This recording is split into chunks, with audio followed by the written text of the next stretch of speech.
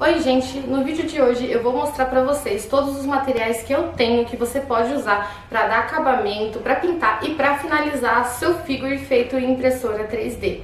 Tem muita coisa aqui legal pra mostrar, várias coisas automotivas, coisas pra pintura tradicional e até uns materiais completamente nada a ver. Então fica no vídeo que vai ser bem legal. Esse vídeo vai ser dividido em 3 partes. Acabamento, pintura e a finalização da peça. Então vai estar aqui na descrição, se você quiser, você pode pular para a parte que você achar mais interessante. Então vamos começar pelo acabamento. Bem, a primeira coisa que você vai fazer quando pegar a sua peça, pelo menos eu que sou super ansiosa, vai ser colar. Para colar a sua peça, você vai usar uma super cola. Quando você está fazendo uma peça de resina também, você pode usar a própria resina como uma lanterna UV para fazer essa solda da peça. Aí, material básico, todo mundo sabe, vai precisar ter cola. Para tirar as marcas e as linhas de encaixe, não tem mais a caixinha, mas você vai usar Durepoxy. Tem gente que usa também massa para pequenas correções, mas eu gosto de usar o Durepoxy, eu acho ele bem legal de se trabalhar. Um outro material também que você pode usar para soldar suas peças, para fazer algumas correções, né? Principalmente se for uma peça lisa, uma peça grande, é a massa plástica. Só que a massa plástica, ela tem alguns poréns. Primeiro que você vai ter que usar catalisador nela. E esse catalisador, ele é muito fedido e além disso, ele é muito tóxico. Ele arde, ele queima a sua pele, então você vai ter que manusear ela com luva. Outro problema da massa plástica é que você não consegue controlar muito bem aonde você vai colocar ela. Ela é bem grudenta, ela é bem gosmenta, ela é um pouco mais difícil de se trabalhar do que o Durepoxy. Mas quando eu vou fazer, por exemplo, peças de prototipagem ou algo assim, ela é maravilhosa. A galera também de funilaria que trabalha com carro adora esse material aqui pra deixar tudo bem lisinho e sem nenhum detalhe. Outra coisa que a gente usa bastante é o nosso alicatinho, né? Ele vem com as nossas impressoras, então material básico aí de todo mundo.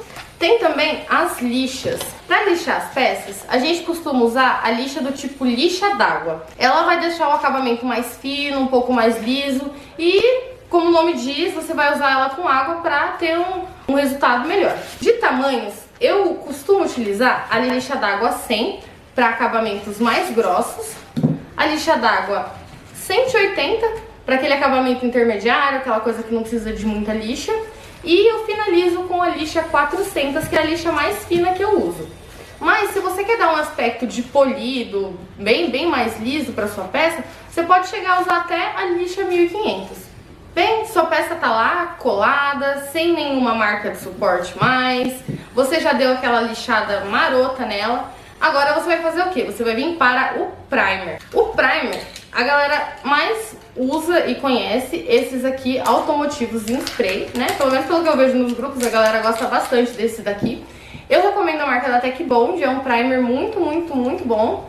Mas eu não sou muito fã desses primers automotivos. Pra ser bem sincera, eu gosto muito dos primers acrílicos que eu posso aplicar com um pincel. Eu gosto muito do primer da Corfix, porque como vocês estão vendo aqui, né, tô com um potinho verde, um potinho vermelho, isso aqui é primer. Eles têm primers coloridos, diversas cores, e para usar o primer branco eu uso o da Acrylex mesmo.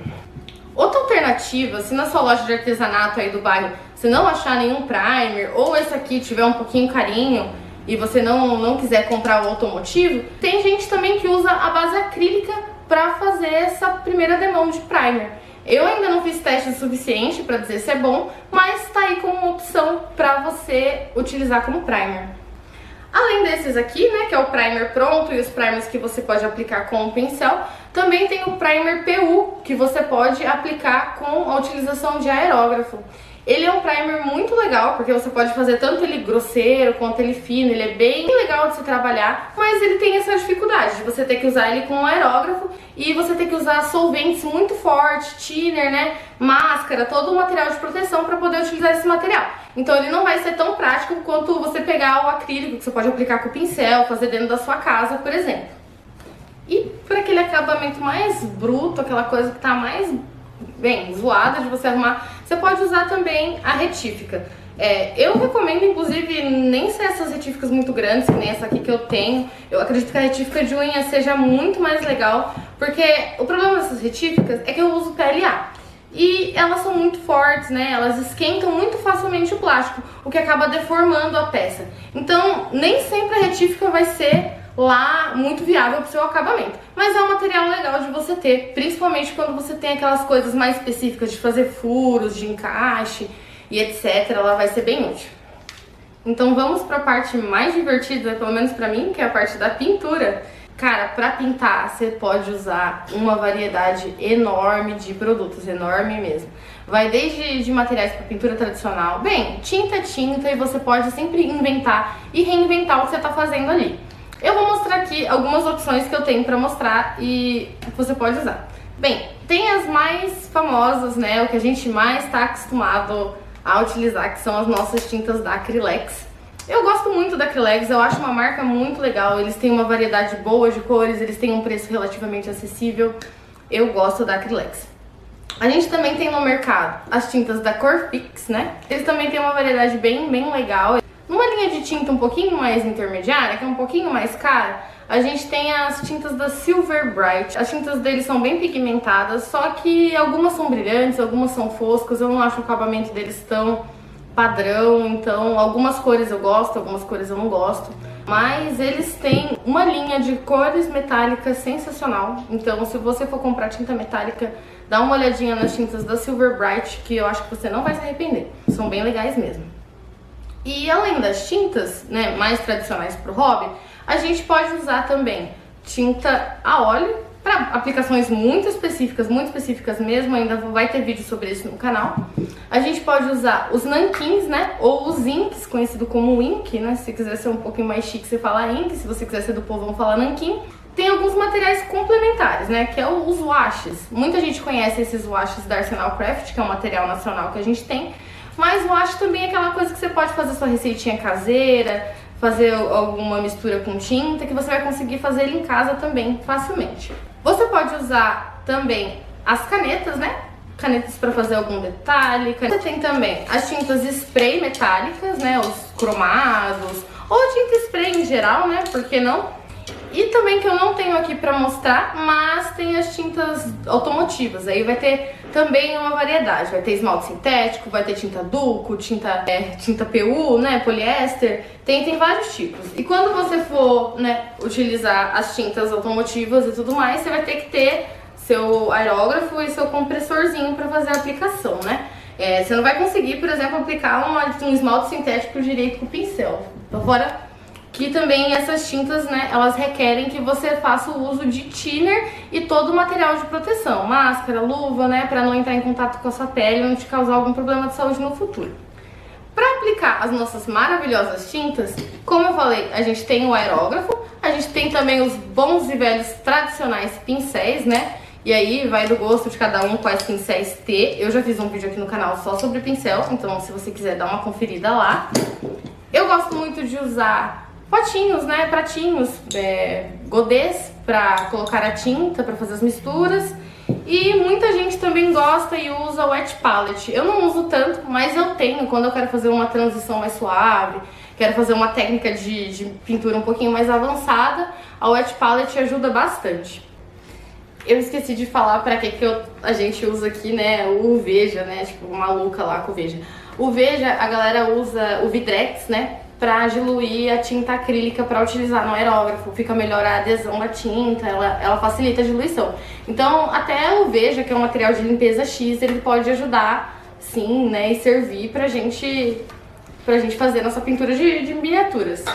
Agora a gente vai pra finalização da peça, aquele momento de realização e felicidade que você fala, pronto, acabou, pintei, passei a tinta lá, taquei a tinta, tá pronto. Tá pronto? Não, gente, ainda tem os detalhes, os retoques, né? Aquele brilho na peça que você dá depois que ela fica pronta. E quando eu falo por brilho, eu não tô falando de verniz brilhante não, muita calma, peraí. Bem, a finalização da peça é muito uma questão de criatividade. Você pode usar materiais como terra de verdade para dar alguns retoques, para fazer alguns detalhes. Você pode usar aquelas pedrinhas de aquário fininhas ou até um pouco grandinhas que você pode pintar. Ou não, deixar elas na cor natural mesmo, vai muito do seu gosto, do que você tá fazendo. A gente também encontra em lojas de pets os musgos, né, em lojas de plantas e tal. esses musgos que você pode colocar na sua peça pra fazer algum detalhe, né, dependendo do cenário, do diorama, eu acho que fica bem legal. A cola, né, que você vai usar pra colar essa terra, pra colar esses musgos, pra fazer esses detalhes. E agora sim, né, tudo lá pronto, colado, terminado, a gente vai pra hora dos vernizes. Algumas pessoas dizem que não é tão importante usar o verniz na peça e realmente para algumas tintas não é realmente tão importante você usar o verniz. Mas, por exemplo, para tinta poliéster, para tinta acrílica, o verniz ele vai agregar muito na sua pintura. Por quê? Porque o verniz ele não serve unicamente para deixar sua peça bonita. É claro que ele também vai deixar ela bonita. Mas, por exemplo, esse verniz da Acrylex, que ele é muito bom, ele tem várias propriedades que é fungicida e protege contra a luz UV. Porque o que acontece com a nossa tinta? Quando ela fica em contato direto com luz, com o sol, ela acaba mudando de cor, acaba dando uma estragada na tinta, ela começa a perder saturação. Então, se a sua peça não estiver protegida com o verniz, ela vai ficar com uma cor envelhecida, sabe? Com aspecto de desgastado, muito mais facilmente. É muito importante você aplicar o verniz em cima da sua tinta acrílica e em cima da sua tinta poliéster, porque as tintas elas têm uma característica de ficar à prova d'água depois que elas secam um período correto de 24 horas. Mas mesmo que elas estejam completamente secas e não vai sair da sua peça, ela ainda corre o risco de riscar e de ter essa deterioração com o tempo que acontece por conta da luz do sol. É um processo normal. Então, para isso, você tem que usar o verniz. Eu gosto de usar os verniz foscos. O que eu mais gosto é, sem sombra de dúvidas, esse da Acrylex. Ele é um pouquinho carinho. Hoje em dia, você está encontrando ele por em torno de R$50. Mas eu acho que vale muito a pena. Ele dura bastante também. É um investimento legal para o seu trabalho. Muita gente também usa esse verniz da Suvinil, porque ele também é bem fosco. Ele não dá um acabamento brilhante. Ele é bem legal.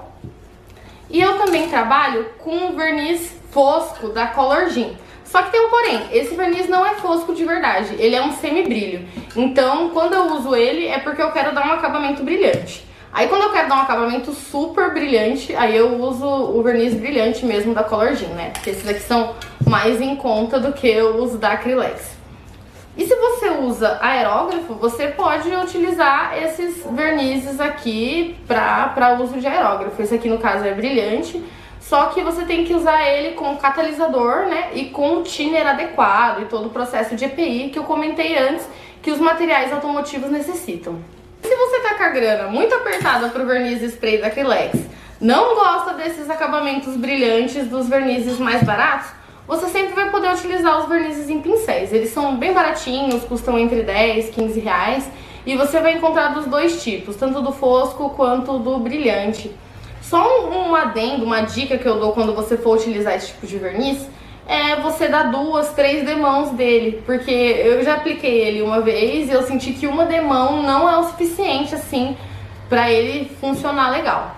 E por último, aquele verniz que você usa só pra retocar mesmo, ou até para fazer algumas técnicas. Em algum momento ainda vou fazer vídeo no canal, que são os verniz vitrais, né? Tem o verniz transparente, que ele é bem legal para você fazer efeito de água. Você pode misturar ele com alguma tinta acrílica para também dar alguma cor nele. E tem os vernizes vitrais coloridos, né? Eu gosto muito de utilizar o vermelho fogo para dar efeito de sangue, sabe? O vermelho inferno, esse é o nome da tinta mesmo. O vermelho inferno para dar um toque de gore em alguma peça que eu estiver fazendo. Então o verniz vitral, ele é bem legal mesmo. Então, gente, o que vocês acharam de toda essa bagunça, de todo esse tanto de material? Vocês sabiam que dava para usar tanta coisa assim? Ou vocês acham que eu falei pouca coisa? Faltou muito material, faltou muita coisa no vídeo? Deixa aí nos comentários se faltou alguma coisa, se tem alguma coisa que vocês não conheciam, que vocês acharam legal. E também, é claro, sugestão para os meus próximos vídeos.